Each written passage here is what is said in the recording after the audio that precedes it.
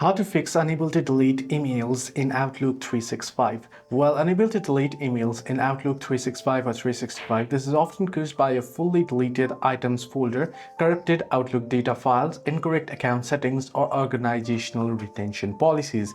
Now, to make sure it is not any glitch or a bug, simply force close the application, the Outlook application, and then reopen it back again. Also, try and reset your network. So toggle it off if you're using cellular data, enable flight mode multiple times and then turn it off again, and then proceed to connect to internet and open Outlook.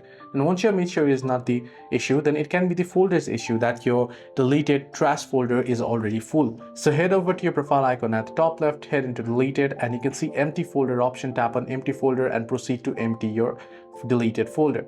Similarly, what you want to do is here, if you head into junk as well, you want to proceed to delete that as well, empty the folder as well similarly.